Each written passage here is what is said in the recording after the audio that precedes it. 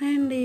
ఈరోజు మనం చేపల గ్రేవీ లేదా ఇగురు చేసుకోబోతున్నామండి. దానికోసం ముందుగా చేపల్ని శుభ్రపరచుకొని సాల్ట్, పసుపు, కారం వేసి మారినేట్ చేసుకోవాలి. తర్వాత స్టవ్ పైన పాన్ పెట్టుకొని ఆయిల్ వేసుకొని చేపల్ని రెండు వైపులు దోరగా వేయించుకొని పక్కన పెట్టుకోవాలి. అదే పాన్లో ఆనియన్స్ వేసుకొని అలానే ఆనియన్ ఫ్రై అయ్యాక టమాటాలని కూడా వేసుకొని బాగా మగ్గిన తర్వాత మిక్సీ జార్లో వేసుకొని గ్రైండ్ చేసి పక్కన పెట్టుకోవాలి. తర్వాత అదే పాన్లో ఆయిల్ వేసుకొని ఆనియన్స్, మసాలా దినుసులు, పచ్చిమిర్చి, అల్లం వెల్లుల్లి పేస్ట్ వేయించుకొని గ్రైండ్ చేసిన మసాలా పేస్ట్ని కూడా వేసుకొని రుచికి సరిపడా సాల్ట్, పసుపు, కారం వేసుకొని వాటర్ పోసుకొని బాగా మగ్గిన తర్వాత ధనియా, జీలకర్ర పౌడర్, గరం మసాలా వేసుకొని దగ్గర పడిన తర్వాత చేప ముక్కలు వేసుకొని చివరిగా కొత్తిమీరతో గార్నిష్ చేసుకోవటమే. అంతేనండి, ఎంతో రుచిగా ఉండే మన చేపల ఫ్రై రెడీ.